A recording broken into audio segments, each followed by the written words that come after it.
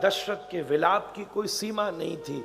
ये जो मैं एक एक लाइन में बात कह रहा हूं, महर्षि वाल्मीकि एक एक अध्याय में कह रहे, पर मैं उनमें फंस गया तो भरत जी रह जाएंगे। और दिन हमारे पास 2 ही बचे हैं। लास्ट वाला दिन तो बस पैकिंग करनी है, उसमें क्या हो। प्रथम दिन भूमिका में निकल जाता है और लास्ट दिन उपसंहार की बातों में। महाराज कौशल्या जी के विलाप की भी कोई सीमा नहीं। पूरी अयोध्या का महल अत्यंत शोक में अवस्थित है। सुमंत्र उन्हें सद्विवेक से समझाते हैं। महाराज दशरथ माता कौशल्या के चरणों में गिरते हुए वाल्मीकि जी ऐसा लिख रहे हैं, उनसे क्षमा याचना करते, इसमें तुम्हारी कोई, मैं स्त्रैण हो गया, मैं कुछ कह न सका। मैंने राम को रोकने का प्रयत्न भी किया, पर मैं जानता हूं, दशरथ जी ने कहा मैंने वचन दिया मैं भोगूं, तुम क्यों भोगतो। आज का तो यही कहेगा बच्चा, पिताजी तुमने गलती करी, मैं क्यों भोगूं, तुम भोगो। पिताजी ने वचन दिया। राम जी स्पष्ट कहते हैं, मैं वन में जाऊं ये धर्म की आज्ञा है, मैं वन में न जाऊं ये मोह की आज्ञा है। महाराज दशरथ, ये आपका मात्र मोह है कि मैं वन में न जाऊं, पर धर्म का निरूपण इसी में ही है। अरे मैं पुत्र ही नहीं रहा, पुण्यनरका त्रायते पुत्रः, जो अपने माता पिता को अपने सदकर्म से नरक जाने से बचा ले, और आप कहते हो मैं वन में न जाऊं और अपने वचन का पालन न करने से तुम नरक में जाओ, मेरा पुत्रत्व नष्ट हो जाएगा। हे कौशल्या, ऐसे धर्मात्मा पुत्र की माता बनने का सत सौभाग्य तुम्हें प्राप्त हुआ है। महाराज दशरथ के कष्ट की कोई सीमा नहीं थी। महाराज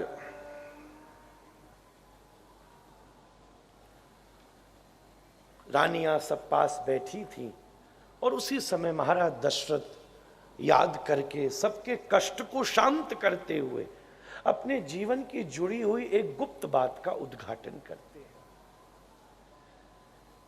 विप्र कुमार, जिसे श्रवण कुमार के नाम से भी जो सेवक बालक प्रसिद्ध है, उसका प्रसंग सबके बीच में उद्घाटित करते हैं। मैं मात्र क्रम से चल रहा हूं, विस्तार में नहीं जा रहा, इसको भी 2 शब्दों में कह दूंगा। महाराज दशरथ कहते हैं, आज अयोध्या के ऊपर ये जो इतना बड़ा कष्ट व्याप्त हुआ है, मात्र इसमें कैकेयी का भी दोष नहीं है, मात्र कैकेयी का भी दोष नहीं है। अरे जिसका दोष है, अगर किसी कृत्य से किसी अन्य व्यक्ति को भी कष्ट मिल रहा है तो निश्चित रूप से उसमें आपके भी किसी पूर्व जन्म का संयोग है बंधु, तभी आपको उससे कष्ट का अनुभव हुआ है, चाहे तुम कारण नहीं थे। मुझे यह कष्ट क्यों सहना पड़ा, कैकेयी भी मात्र माध्यम है। भारतीय संस्कृति कर्म के विज्ञान को बहुत विस्तृत रूप से समझती है। न्यूटन ने उसको कहा, every action there is equal and opposite reaction. आप जो करोगे वो आपके जीवन में फिर उद्घाटित होगा। ये मेरे ही असद कृत्य का प्रतिफल है जो आज मुझे इतना कष्ट और अयोध्या के ऊपर इतना बड़ा संकट व्याप्त हो गया है। ये मेरे ही एक असद वृत्ति का परिणाम है। महाराज दशरथ अपने जीवन की इस गुप्त बात को आज खोलते हैं। बंधु, मेरे जीवन में एक बहुत बुरी आदत थी आखेट की।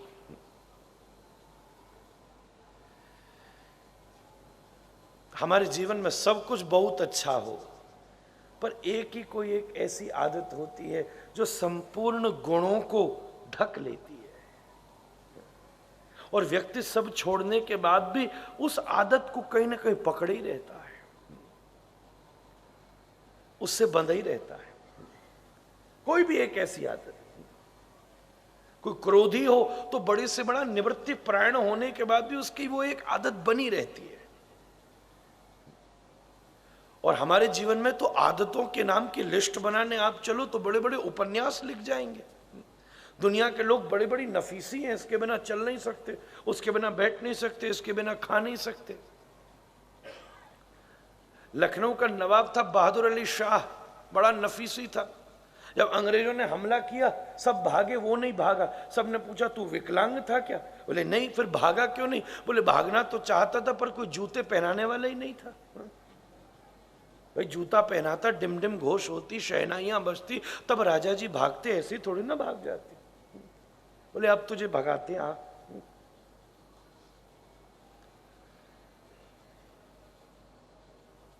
बहुत सारी व्यक्ति इसके बिना चल नहीं सकता, उसके बिना उठ नहीं सकता, इसके बिना खा नहीं सकता। सवेरे सवेरे उठे सबसे पहले नमो देभ्यो चा देभ्यो तपेली गर्भ संभुता, बोलो चाय महारानी की। मैं अपनी कहानी सुना रहा हूं, सबके जीवन में होता। हमने बहुत छोटी छोटी आदतें पाल रखी है, पर नीति बड़ी सुंदर बात कहती है, आदत जीवन में समस्या है तो वो आदत समाधान भी हो सकती है जब दो की हो तो। व्यसनानि बहु सन्ति व्यसन केवलद्वयम्, विद्या अध्ययनम व्यसनम अथवा हरिपाद सेवनम व्यसनम। लोग अलग अलग व्यसन लगाते हैं, पर दो व्यसन ऐसे हैं जो आपके सामने परमार्थ का द्वार खोल सकते हैं। या तो अध्ययन का व्यसन हो और या फिर ठाकुर जी की सेवा का व्यसन। उसकी भी बुरी आदत लग जाए। सेवा का व्यसन, कोई भी सेवा, मैं अपने से अलग हटकर कुछ करूं। संत सेवा, प्रकृति की सेवा, समाज की सेवा, और सबसे ऊपरी बात है ठाकुर जी की सेवा। और यह अध्ययन का, आज भारतवर्ष में अध्ययन की बहुत कमी हो गई सरकार, बहुत कमी हो गई। हम पाठ तक सीमित हो गए कि भाई इतना पाठ करना, ये पाठ करना, इतनी बार करना और उससे ये फल मिल जाएगा।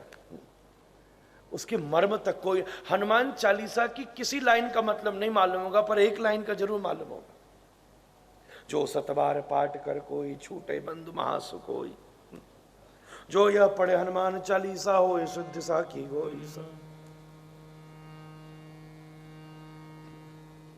जो 7 बार पाठ करता है उसको ये मिलता है, उसको वो मिलता है। पर मैंने इस बात को थोड़ा ध्यान से जब देखा तो मैं आश्चर्य में पड़ गया कि गोस्वामी जी ने कितनी गोली दी है, क्या घुमाया है। आपको तो कह दिया 7 बार पाठ करो और ये पाओ और वो पाओ और ऐसे हो जाओ, पर सुनो, जिस व्यक्ति ने जो काव्य लिखा है उसके पीछे उसका क्या लक्ष्य है, उसी में उसका सबसे ज्यादा रस छुपा है। उसने उस बात को क्यों कहा? कोई आदमी कथा करे और कथा का लक्ष्य धन हो तो उसकी कथा ही बता देगी। वो जब पुण्य की बात आएगी, दान की बात आएगी, ऐसी व्याख्या करेगा कि जनता का जरा बटुआ ढीला हो। जिसका जैसा लक्ष्य हो। गोस्वामी जी ने क्या बढ़िया लक्ष्य कहा। आप औरों को तो टरका दिया, जो 7 बार पाठ कर कोई छूटे बंधु महासुख होई, जो यह पढ़े हनुमान चालीसा हो शुद्ध साकी गौरी सा। पर अगली लाइन में ही कहा, तुलसीदास सदा हरि चेरा, कीजय नाथ हृदय मा डेरा। हनुमान चालीसा का अगर असली प्रसाद है तो वो ये है, छूटे बंधु महासुख होई। अब सुख हो जाएगा तो उसमें दुख भी तो होने की संभावना पूरी है। सुख दुख तक जो फंसा रहा, शीतोष्ण सुख दुखेशु तथा मानापमानयो, ये पलटी तो पलटती रहेगी। पर हनुमान चालीसा का असली प्रसाद तो तब मिला जब नाथ हृदय में अपना डेरा डाल दे, कीजिए नाथ हृदय मां डेरा, और वो भी 7 बार। 7 बार का अर्थ 7 बार भी हो सकता है, कोई 7 बार का अर्थ 100 बार भी लगाते हैं, ऐसा भी मैंने सुना है, मालूम नहीं। पर मेरा अपना अंतःकरण ये कहता है, सब महाराज मुझ पर कृपा करें, मैं भूल करूं तो मुझे जरूर सुधारें। सत शब्द का अर्थ सत्यता भी होता है, सत शब्द का अर्थ सच्चाई होता है, सत शब्द का अर्थ सात्विकता भी होता है। अगर झूठे होकर 7 बार हो या 100 बार हो, मुझे ऐसा लगता है कुछ नहीं होगा, और सच्चे होकर 1 बार भी हो तो ठाकुर जी हृदय में विराजमान हो जाए। 1 बार भी हो, पर सच्चाई से हो, सात्विकता से हो। महाराज मैं फिर फिसल गया।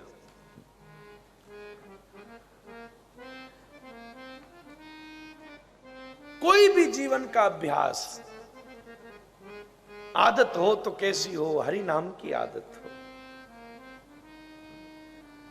कृष्ण नाम की आदत हो, उसकी आदत ऐसी लग जाए। हमारे दादा गुरुजी श्रीमन्नाथ गौरेश्वर वैष्णवाचार्य परमादरणीय परम पूज्य यतिवरेण्य श्री अतुल कृष्ण गोस्वामी जी महाराज,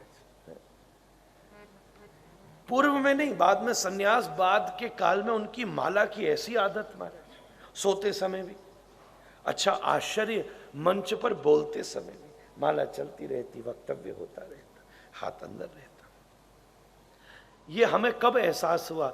गोवर्धन की जो कथा होती है उसका जो दूसरा वर्ष था, पंडित श्री गया प्रसाद जी महाराज की समाधि के बिल्कुल बगल में 3 व्यास गादी लगी थी। दादा गुरु जी भी बोलते, पिताजी महाराज भी बोलते, थोड़ा बहुत मैं भी बोलता।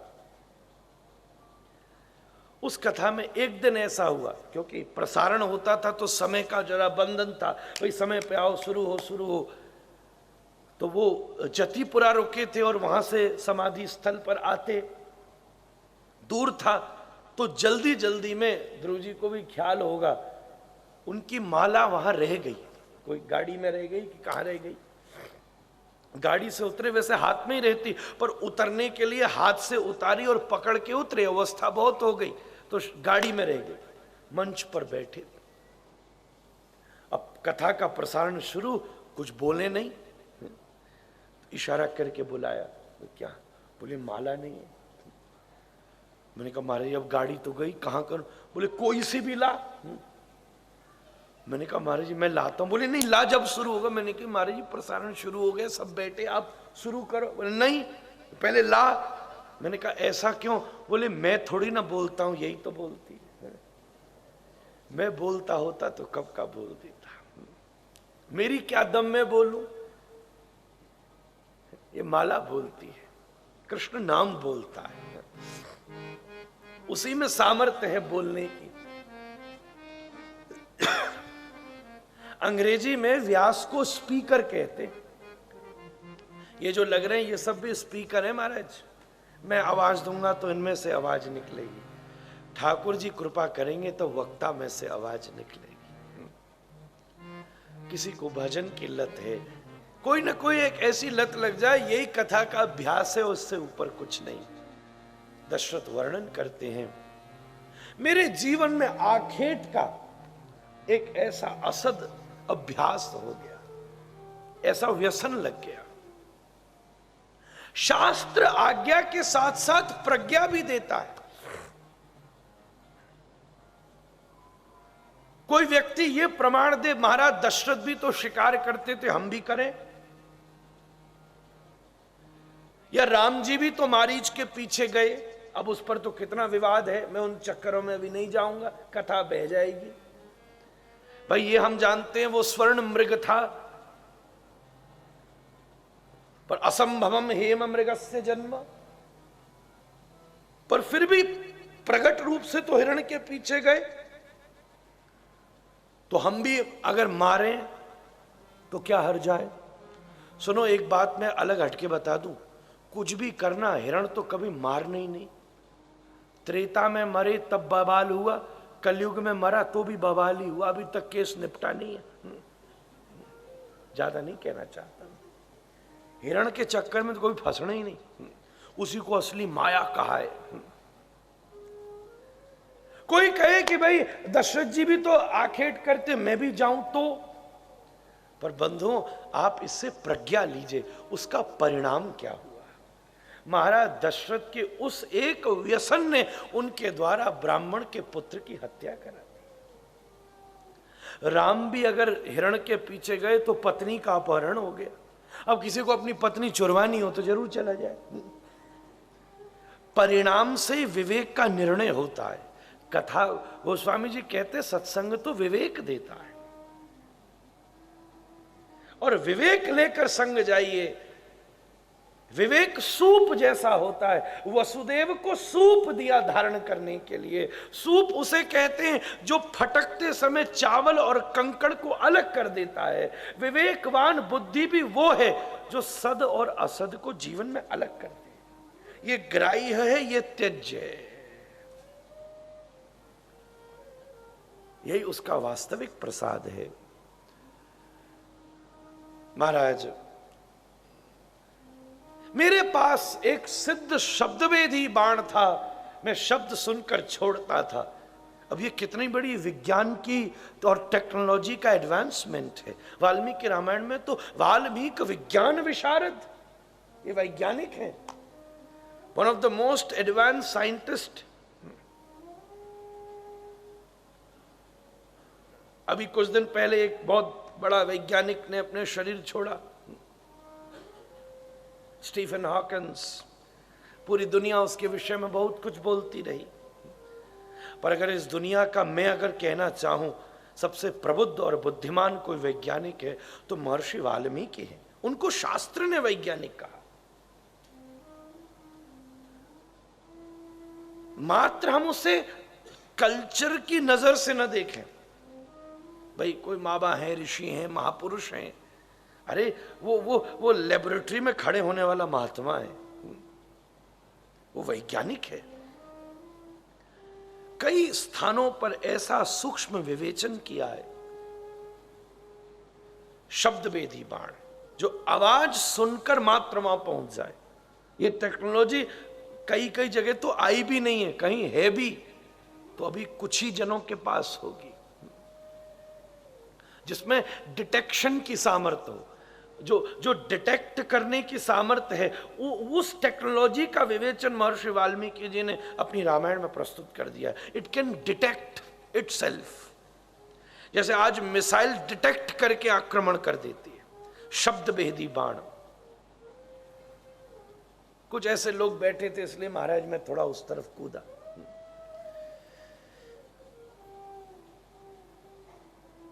दिन भर ढूंढने पर भी कोई शिकार मिला नहीं। रात हुई तो जल के कोलाहल की आवाज आती थी। सोचा कोई पशु जल पीने आया है। मैंने बिना जाने तीर छोड़ दिया, पर लगते ही किसी मानव के चिल्लाने की आवाज आई। भयभीत होकर मैं भागा, देखा तो वेश से कोई विप्र मालूम पड़ता था। श्रवण कुमार। मुझे देखते ही उसने कहा, राजन मैंने तुम्हारा क्या बुरा किया है? मुझे मेरे स्मरण से तो मैंने तुम्हारा कोई अपराध नहीं किया, तुमने मुझे किस भूल की सजा दी है? महाराज दशरथ के हाथ पैर कांपते। मेरे द्वारा निरीह, बिना किसी विरोध और बदले के एक सामान्य व्यक्ति की हत्या हो गई।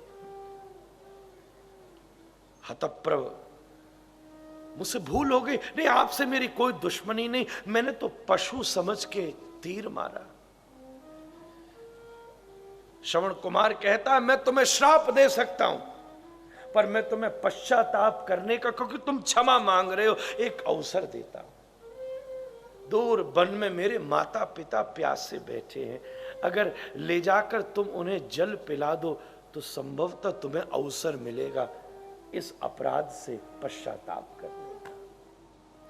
इतना कहकर श्रवण कुमार ने अपने प्राणों का परित्याग कर दिया। उन्हीं पात्रों में जल भरकर महाराज दशरथ वन की तरफ बढ़े। एक हल्की सी कुटिया में दिया जल रहा था, उसे देखकर वहां पहुंचे। बूढ़ा बूढ़ी अंधे अंदर बैठे थे, पर कदमों की आहट से तुरंत बूढ़ा बोला, भाई कौन? भगवान कोई ना कोई इंद्रिय लेता है तो किसी में प्रबलता दे देता। इस शरीर में बैठा हुआ परमात्मा ऊर्जा को ज्ञापित करता है। जब किसी इंद्रिय में रोग हो तो उस इंद्रिय की ऊर्जा अन्य इंद्रिय से प्रवाहित होने लगती है। यह टेक्नोलॉजी है। इसलिए ध्यान की अवस्था में ध्यान, धारणा, आसन, प्राणायाम, प्रत्याहार की विवेचना करते हुए जब साधक अपनी समस्त इंद्रिय और द्वारों को बंद कर लेता है, तब अंतस से उठने वाली ऊर्जा बाहर नहीं बिखरती और धीरे धीरे उसको अतीन्द्रियता तक ले जाती है। जो कॉन्शियसनेस की सबसे ऊंची स्थिति है।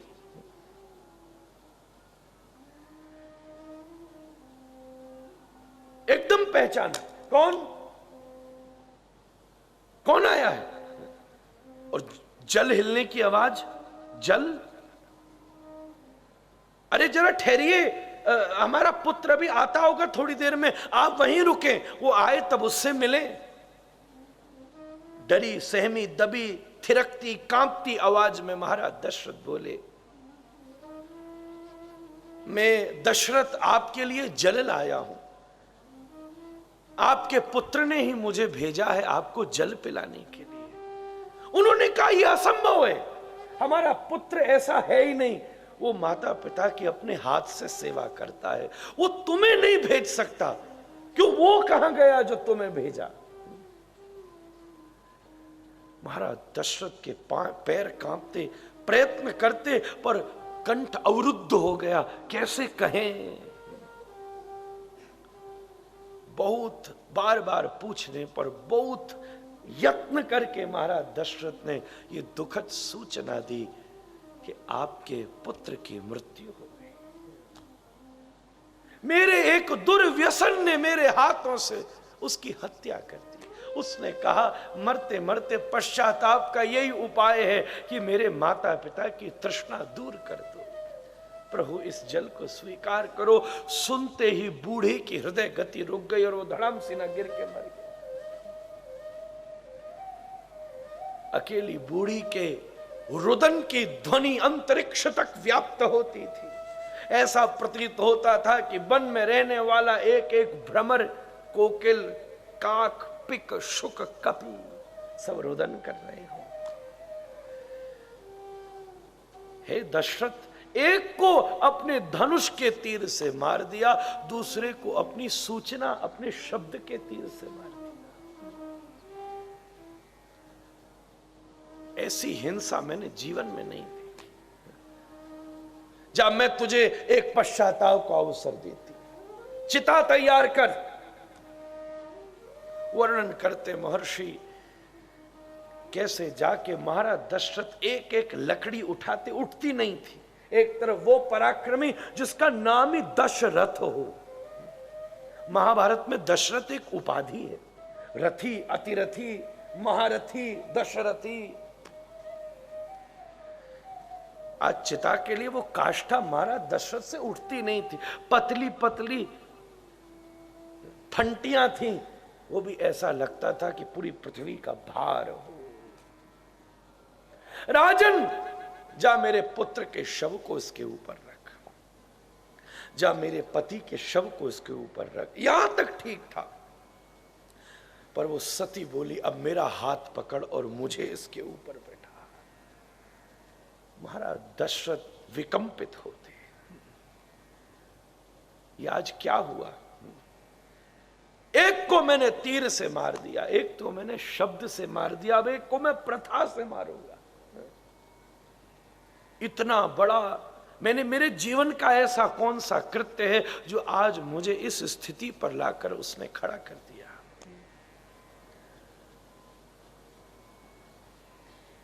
सती ने कहा, नहीं, तेरे तेरे हाथ मेरे पुत्र के रक्त से सने हैं। उस समय वो सती, अंधी सती रगड़ती हुई, लिधड़ती हुई, सरकती हुई, टटोलती हुई, बन के कंकड़ों से उसके घुटनों में रक्त निकलता था, पर वो सब पीड़ा उसके लिए सह्य थी। उसके आंखों से आंसू नहीं, आज अग्नि ज्वालाएं निकल रही थी। वो सती सरकती हुई, टटोलती पहुंची चिता के पास, चिता की काष्ठा को देखा, मरे हुए अपने पति की छाती को अपने बहते हुए आंसुओं से भिगो दिया, पुत्र को हृदय से लगाया, उन दोनों के शव के बीच में आसन लगा के बैठी। राजन, मैं तुझे यह आज्ञा नहीं दूंगी कि तू मेरी इस चिता को अग्नि दे। मुझे इसके लिए न वड़वानल चाहिए, न वैश्वानर चाहिए, न सूर्यानल चाहिए। आज मैं अपने हृदय में जल रही शोक की अग्नि ही अपनी चिता को प्रदान करती। उस सती ने संकल्प लिया और धू धू करके वो काष्ठा प्रज्वलित हो गई। महाराज, भागवत में काष्ठा में भी अग्नि होती है, पर सुप्त होती है। धधकती हुई उस अग्नि में सती कहती है, मैंने बहुत प्रयत्न किया, पर मेरा कंठ, मेरा हृदय रुक नहीं पा रहा, मेरा बांध टूट गया। हे राजन, तू मेरे इस शोक का अनुभव नहीं कर सकता। तू कह रहा है तुझे बहुत ग्लानि है, तू कह रहा है कि तुझे बहुत कष्ट हुआ है, पर कितने भी कह दे तू इस कष्ट का अनुभव नहीं कर सकता जब तक तू खुद इसे अपने जीवन में न देखे। तुझे तब इस कष्ट का पता चलेगा जब तू मर रहा होगा और तुझे अग्नि देने के लिए तेरा एक भी पुत्र मौजूद नहीं होगा। सती चली गई। मेरे हृदय में बहुत कष्ट था, बात गई बीती हुई। मैं आखेट का कहकर जाता और जटायु से संवाद करता। जटायु और दशरथ की मित्रता है, आगे प्रसंग यहां तो अवकाश नहीं मिलेगा। लुधियाना की कथा में मैंने सुनाया था, वाल्मीकि जी के आधार पर उसका संकेत। आज मुझे न जाने क्यों अनायास, पहले तो मैं इसलिए भूल गया कि मेरे कोई पुत्र ही नहीं था। बोले पुत्र ही नहीं था तो ये बात ही नहीं होगी, पर आज मेरे जीवन का उस असद कृत्य का परिणाम देखो कि जिसके चार बेटा हैं, पर आज मृत्यु के समय एक भी आग देने के लिए भी नहीं खड़ा है। 2 खुद चले गए थे, 2 को मैंने भेज दिया। अपने जीवन की आत्मगाथा सुनाते हुए कौशल्या के समीप रोते बिलखते विकंपित होते, कंठावरुद्ध होते, तेज विहीन होते, वात कफ पित्त विकृत विचूर्णित करते, एक गहरी श्वास लेकर महाराज दशरथ 3 बार पुकारते हैं, हे राम, हे राम, हे राम, और अपनी आत्मा को आराम देकर अपने शरीर का परित्याग कर। अयोध्या पहले से ही दुख में डूबी थी, अब शोक में व्याप्त हो गई, अत्यंत शोक। समस्त रानियों का क्रंदन, संपूर्ण वो अयोध्या जहां कभी संगीत गूंजता था, वो अयोध्या जहां की वायु में नाद गूंजता था, विजय घोष व्याप्त होता था, आज रानियों के क्रंदन की असह्य ध्वनि अयोध्या के प्रत्येक प्रासाद में गूंज रही है। वो वातावरण अति कष्टमय है। इस समय अयोध्या अनाथ है, कोई भी नहीं है।